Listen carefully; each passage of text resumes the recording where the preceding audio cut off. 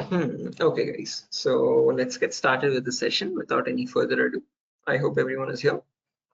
Now, in the last class, we discussed up to the range of IP addresses from 0000 to the last IP 255, 255, 255, 255.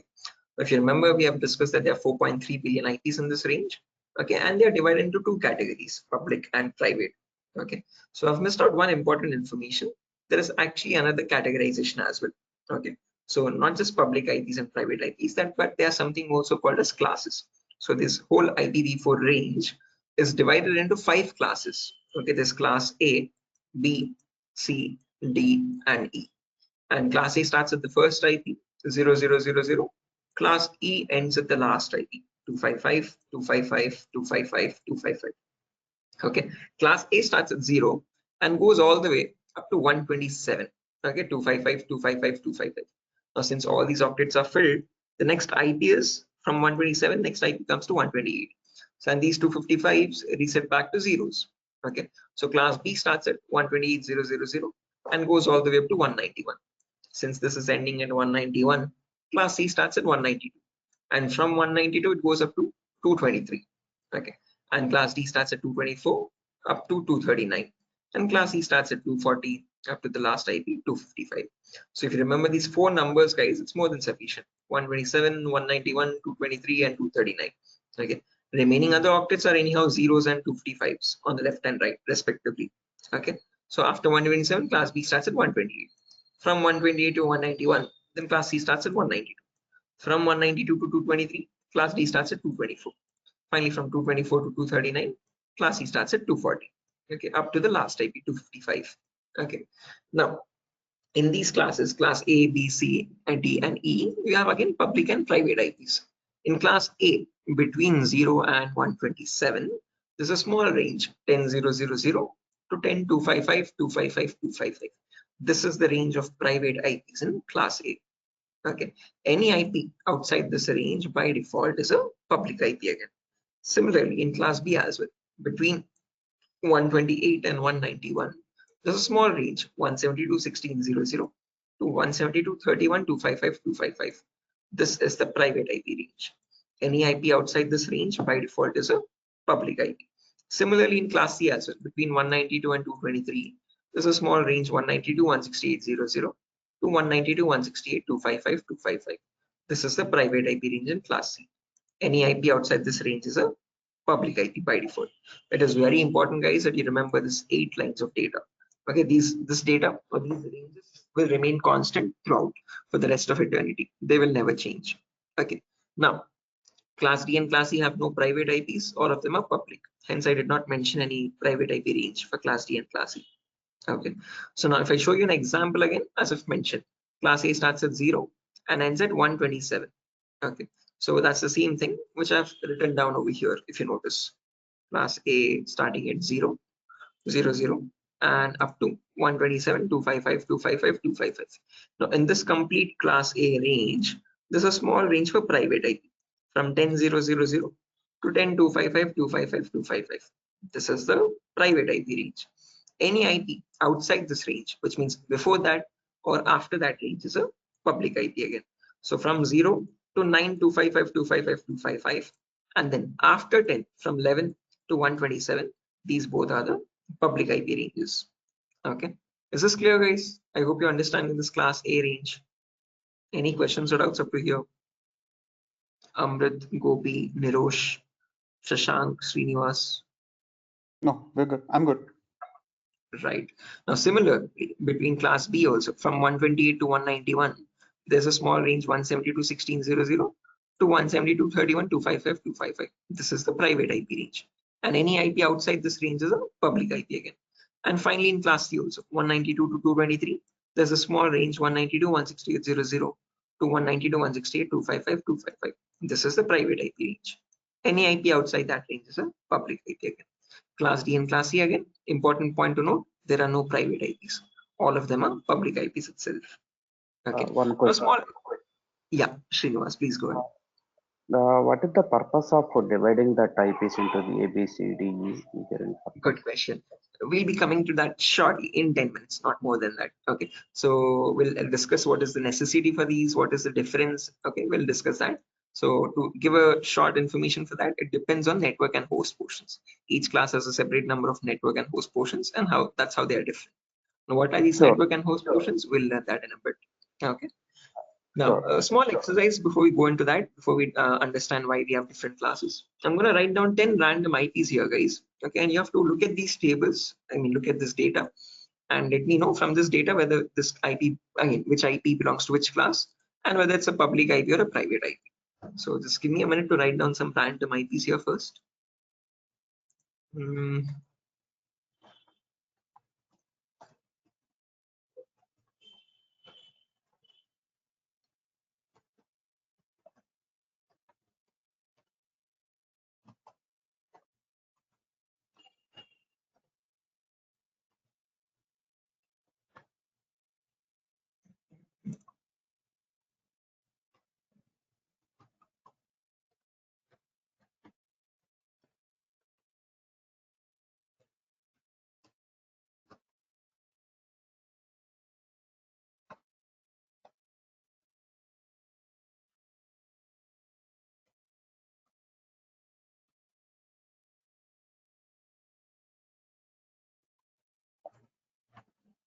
Yeah, okay.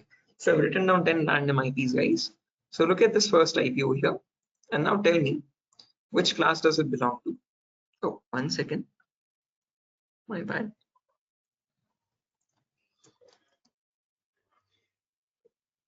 What's this?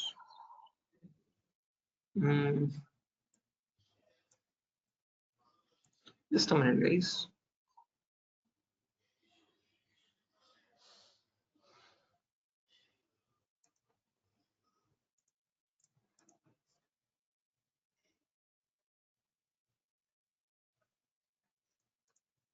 Yeah, perfect.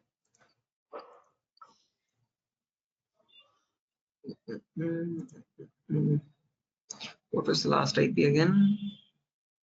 D2 dot, let's say. Okay, perfect. So look at this IP now, guys. The first IP over here, 10, 20, 10, 30, 20, 10.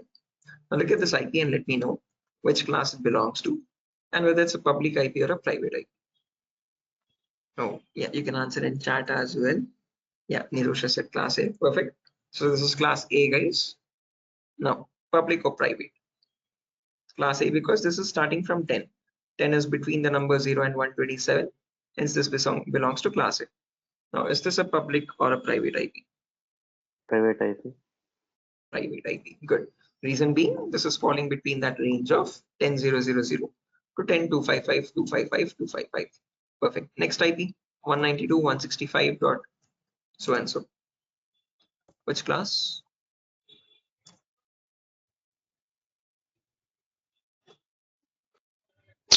C. Perfect. Class C. And public or private?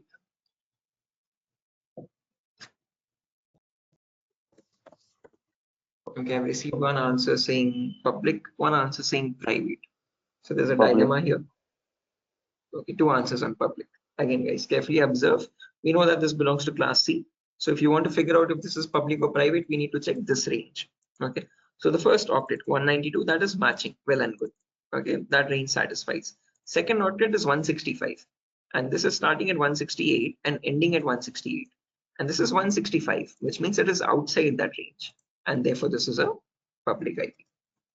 Okay, so easy tip to remember for class A, this should match 10 and 10. Remaining all, it can be any number from 000 to 255, 255, 255. In class B, these numbers should match 172 and 172 and numbers between 16 and 31. Any number outside that will be a public IP. Again, these can be anything 00 and 255, 255. In class C, these numbers should match 192, 168, 192, 168. Any now, and again 00 to 255, 255, anything can be perfect. It will be a private IP. Okay. So now coming with the next one, we have 142.250.10.25. Can anyone tell me which class it belongs to?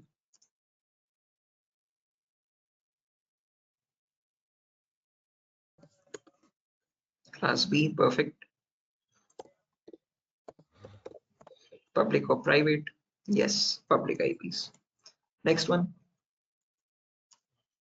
172.16.10.20. Class B again, perfect. Public or private?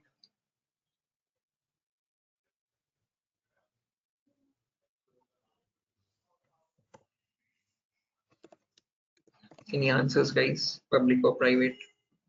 Right, private, perfect. Next one, 192.168.0.4.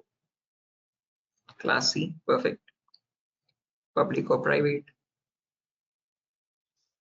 Private, correct answer. Next one, 235.254.1.2.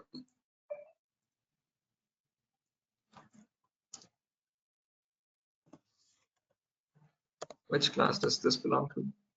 Class D. So sorry for that. Class D, perfect answer. Public or private? Public IP. Reason being, all IPs in Class D and Class A are public itself. There are no private IPs. Next one, 192.168.10.1. Class C, private, perfect. Next one, 172.30.10.30. Class B, perfect. Public or private?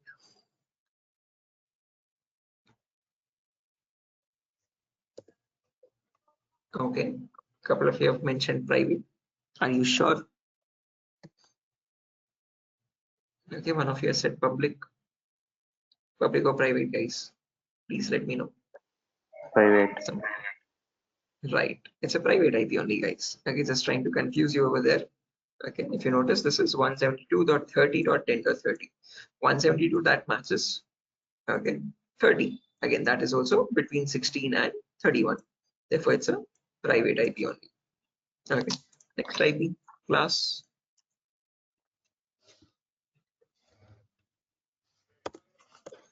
Class A, perfect. Public or private? Private. Private, perfect. Next one, class. Class C, public or private? Public. Public. Are you sure? Yes. Reason being, it is 169. Okay, private is only from 168 to 168, and this is 169, and therefore that is a public IP. Okay, so that's great, guys. You have done great. But again, we have done this with the help of these 8 lines of data. My recommendation: it's better to learn these numbers at the earliest. Okay, so that as soon as you look at an IP, you have to figure out which class it belongs to and whether it's public or private. So if I go to my browser now, and in my browser, if I search for what is my IP, that definitely gives my public IP. Okay, so if I search for what is my IP over here, this is the IP given to me by my internet service provider. Now, can you tell me which class it belongs to? 49.204.239.195. Class A, perfect, between 0 and 127. Okay, and if I check my command prompt, and if I type ipconfig here, that also provides an IP address for me, 192.168.0.4. Can you tell me which class it belongs to? Class C, perfect. Now you can notice we actually had the same address over here, 192.168.0.4. Class C, private IP. Okay, now trying to understand what is the difference in each of these classes and why do we have separate classes. So the reason why we have different classes is, guys, the difference in the network and host portions. Class A has 1 network portion and 3 host portions. Class B has 2 network portions and 2 host portions. Class excuse me, Class C has 3 network portions and 1 host portion. Class D and Class E have no host portions at all. All of them have network portions only. So as you're progressing down the line, the network portions are increasing, as you can see, one by one. Okay, and the host portions are decreasing. So we'll take the example of Class C first. So let me try to explain what this network and host portions are. So I'll take the example of Class C private IP. The Class C's private IP range starts at 192.168.0.0. Okay, and that's the same thing which I've written down over here. 192.168.0.0. Okay, it has 3 network portions and 1 host portion. Okay, so this first 3 octets are networks and the last octet is the host. So after 00, we have 01, next 02, next 03, next 04, next 05. This goes on and on up to 0255. So after 0255, what happens? This has reached the maximum value. So 255 becomes 0 again. And this 0 now changes to 1. Okay. So what I mean by network and host portions is that as long as the host portion is changing, it does not matter. Each of these is just an individual host in the same network. So this could be my router, this could be my laptop, this could be my smartphone, this could be my smartwatch, and so on. So each of these is given an individual IP address. It's just each host in the network. But as soon as the network portion value changes from 0 to 1, the network divides over there. What I mean by network division is that now these devices can communicate only with the devices in the same network. They cannot communicate with the IPs when the network divides. So these IPs and these IPs can't communicate with one another unless and until there's a device like a router in between. A router allows inter-network communication. Okay, but again, what I basically mean over here is as soon as the network portion divides over there, that is the maximum limit of number of devices in that network. Okay, after the network change, a new network starts over there. Okay, until again from 1.0 to 1.255, this is the next network. Then from 2.0 to 255, that's the next network. 3.0 to 3.255, that's the next network. Okay, now from this we can understand in class C, since there's only one network, one host portion, you can connect only a maximum of from 0.1 to 255, a total of 255 hosts. Okay, so in each class C network, whatever network you take from 0.0 to 0.255 or 1.0 to 1.255 or 2.0 to 2.255, in each network you can connect maximum of 255 devices only. Now coming to the next class, class B. Now in class B there are 2 network portions and 2 host portions. Class B starts at 172.16.0.0. Okay, so this 172 and 16 are the network portions, 0 and 0 are the host portions. So after 00, you have 01, then 02, then 03, 04, 05, 06, goes on up to 0255. Now after 0255, you have 10. Here the network won't change because both of these are host portions only. So you have 10, 11, 12, 13, up to 1255. Then 20, 21, 22, 23, up to 2255. Like that, the cycle repeats again and again and again. And somewhere you'll have 172.16.2550, 172.16.2551, 172.16.2552. Okay, like that all the way up to 255.255. Okay, now once both these octets are filled, then the 16 changes to 17. Okay, and as soon as the network portion value changes from 16 to 17, there the network divides now. Okay, so again, same logic. As long as the host portions are changing, it does not matter. They are just individual hosts in the same network which can communicate with one another. But as soon as the network portion changes from 16 to 17 or to a different number, the network divides over there. Okay, and that is the last IP in that network. So from the first IP 00 to 255.255, you can connect a total of 255 into 255 devices, which is equivalent to 65,525. In class C, you can only connect 255 devices, but in class B, in each network of private IPs, you can connect 65,000 devices in total.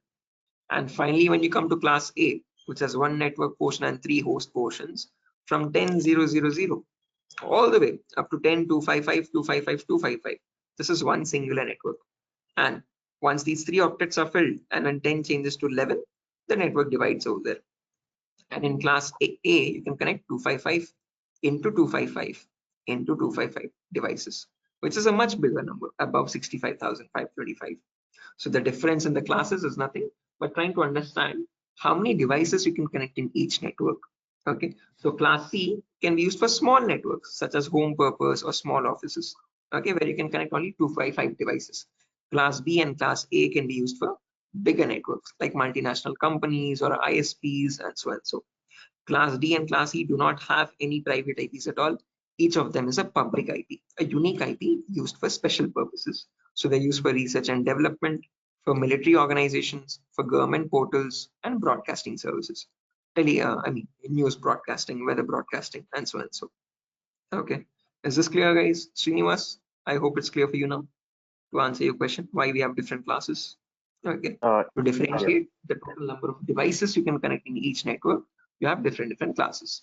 Okay, I am using a class C network in my home, which means I can connect maximum of only 255 devices, not more than that. Okay, it is to limit the number of devices you can connect in each network. Okay. Yeah, Shashank, you have raised your hand. Yeah, I see the class D and E are used for probably the most important things, right? But isn't it a disadvantage having no host address? You can't connect any host. Yeah, definitely. Again, class, which again, please repeat your question. Did you mention B and A or D and E? D and E, because A you can connect the maximum number of hosts, right? Okay. C minimum and B somewhere in the middle, right? But you Somewhere in the said D middle, exactly. are used by military, government portals and broadcasting, but you don't have any, you can't connect any host in that, right? Because you don't It's have like any a host. public IP for them. So again, what we are discussing for class A, B, and C, these are the private IPs. But class D and class E, you're not using them to connect multiple devices in network. It is being used for a central server. So if that military organization has any central server, or that government organization has any central server, they could use the public IPs from class D and class E. Internally in their networks, again, they can use class A, B, C, and private IPs. Okay. Okay, so class D and class E do not have private IPs. They are not used as private IPs, but each IP is used as an individual unique IP for their own central servers or their important devices. Okay, and for the networks, again, they can use the private IPs from class C, B, and A or A, There's a B, basic C. internal networking, they can use the A, B, C again, but for Private. the public IP, they would use D and E, right? Exactly. Maybe a layman question, but why would they not use A and B public IP? Again, because those are given to the general public. So if there's an attack for the general, if there's an attack with the ISP again, all the IPs could be compromised. And since they are special bodies and since they might hold confidential data, they have their own separate confidential IPs, the class D and class E, just so that they don't have their services hosted in the public, just so that no one knows what information they have on their networks. To keep it completely confidential and separate, they have their own special set of IPs from Are class you D saying and they class don't E. hide their IP itself? Are you saying that? Are you saying they don't even tell people what their IP is? Even the IP is confidential? Definitely not. Again, you won't even know what IPs they're using from class D and class E. And we even can't use those IPs. So if you try to assign such an IP in your network also, it will say, sorry, you cannot use those IPs from class D and class E. Okay. Yeah, okay. Right. Any other questions, guys? Any other queries also regarding these classes, class A, B, C, D, and E, and public and private IPs?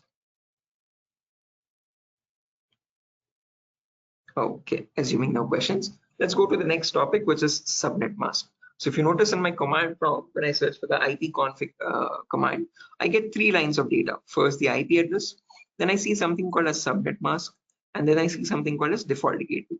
Default gateway is nothing but another fancy name given to your router actually. Okay, the router acts as a gateway between your internal network and the inter-network.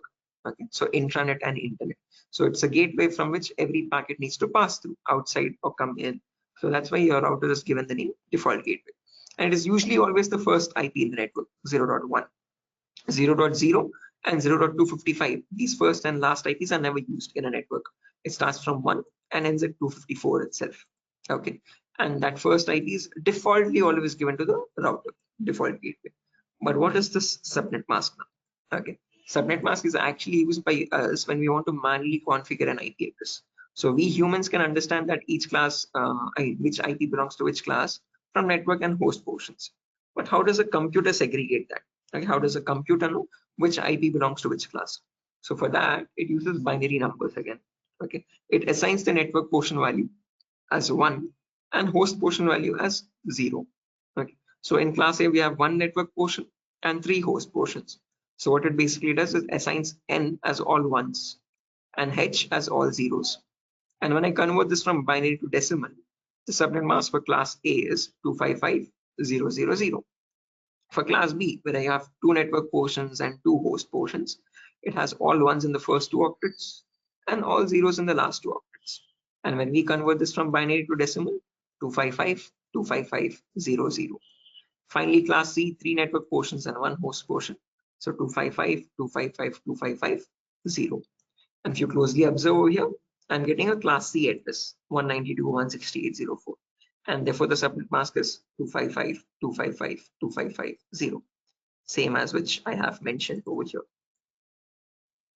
Okay, so again, that is for the computer to understand, or the information device to understand which IP it is getting from which class. Okay, so yeah, sure. Srinivas, go ahead. Just looking at the subnet mask, you can tell people what class it belongs to, is it? Sorry, 1 second, Shashank. Srinivas was asking something. I couldn't hear his question. In the class C, we have the total you mentioned. That one, it is 255 hosts can be connected. But 0 and 255 cannot be used. It means only 253 will be connected in that class C. 254. 1 to 2. 1 to 254. Right, exactly. 0 and 255 are reserved for some other purpose, correct? Not reserved. They are called the network ID and the broadcast ID. Okay, so the 0 IP is never used because it is used as a network identity, just telling you which network that IP belongs to. And the broadcast ID, 255 IP, is used for broadcasting signals. So if you send a packet on the 255th IP, it means that it will go to all the devices in the network from 1 to 254. Okay, so they are called as network ID and broadcast ID, and they are never used to assign to any device. So 253 hosts can be configured in that type C. 254 actually, Srinivas, from 1 to 254. That if you're including 1 as well, 1, 2, 3, 4, up to 254. Okay. 54 hosts can be connected in the type C. Okay, yeah, yes, got it. Exactly. Yeah. Okay. Yeah, Shashank, you were asking something. If you can just show me your command prompt, or oh yeah, 1 second. Yes. So no. There was somewhere else. You just showed me a subnet mask, right? Yeah, IP 1 second. Yep. So by just looking at the subnet mask, I can figure out whether your IP is class A, B, C, right? Definitely. Okay. Right. Okay. Again, there's a few more concepts to learn as well, guys, in networking, but I'm going to be ending the class a bit short over here since these are just demo sessions. Okay. So we have a few more topics to learn, such as one question. The previous participant asked some question, right? Something about broadcast. Can you explain what the question was? I'm sorry, I just didn't get the question. Yeah, again, I've told you that the 0th IP and 255th IP are never used. So from the network, if I take 192.168.0.0 all the way up to 192.168.0.255, this is the complete class C network. But I mentioned to him that the 0th IP and the 255th IP are not used. Only the IPs from 192.168.0.1 to all the way up to 192.168.0.254 are used. These are the only range of IPs you use. This IP is called the network ID. Okay, which means it is just giving you an identity for the network 0.0, and this is called the broadcast ID. What I mean by broadcast ID is that if you send a packet to this IP 0.255, it does what it basically does. It sends the packet to all the IPs. Broadcast is nothing but sending one packet to all the devices in the network. Okay, and hence you never assign these IPs to any system. So you have a broadcast ID and network ID for every class, is it? Every class. Okay. Right. Yeah, that's that, guys. Nothing further for our session today, actually. So again, we'll have one last. Sure. Actually, development is needed in this cyber security course. Not necessarily, Srinivas. Again, wherever we need any small basic coding knowledge, I'll explain that myself. So in the malware class, I'll basically we have some amount of coding there. Okay, but I'll explain that myself. Okay, you don't need to learn anything anywhere separately, and you don't need to learn much about coding for cybersecurity.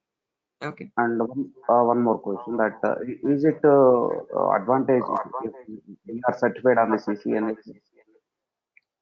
Yeah, again, it's good to have a certification, but you can do without it as well. CCNA will give you, again, it goes very in-depth in networking. So you learn all the routing protocols, you learn all the Cisco device configurations and all. So that much is not necessary for cybersecurity. If you basically know what IP addresses are, what are IPv4, IPv6 addresses, what are the common networking devices, and how do IPs connect with one another, that is more than sufficient. So you don't need to learn in that depth to go with CCNA or MSc, MCSE. Okay. Okay, sure. So whatever we are learning in the networking part, guys, in the prerequisite classes, this is more than sufficient for you to get throughout the course. Okay, you don't need to learn anything extra regarding networking for that, for cybersecurity. Okay, but if time permits, it's always better to upgrade your skills to learn more and more. It's never going to go waste. Okay, but whatever we are learning, that should be sufficient for the course. So we learn again. We have learned about IPv4 addresses. We have learned what classes are, what are public and private IPs, what is subnet mask. We'll learn what is DHCP server. We'll learn what is DNS server. We'll learn what the special IPs are. We'll learn what is CIDR value, an alternative for subnet mask. Okay, and then we learn IPv6 addresses as well. Okay, so this is more than enough in cybersecurity to get started. Okay. So yeah, that's it, guys. Nothing further for our session today. If you have not made the payments, please make the payments at the earliest, so that we can get started with our full 45 minutes or 1 hour classes. Okay. Tomorrow will be the last demo, guys. In the last demo, we'll discuss the remaining concepts which are left out. Okay, what is DHCP server? What is DNS server? What are the special IPs and what is CIDR value? Okay. And from Monday, we'll have the paid link. So the link will be changing from Monday onwards. Okay, unless and until you have made the payment for the course, you might not be able to join. Okay, so yeah, that's it, guys. Nothing further. I have already sent this notepad file in the email yesterday. Same notepad file, no change in that. And yeah, I'll see you tomorrow at the same time. Bye bye. Have a good day. See you soon. Thank you. Thanks. Bye. Thank you. Bye bye.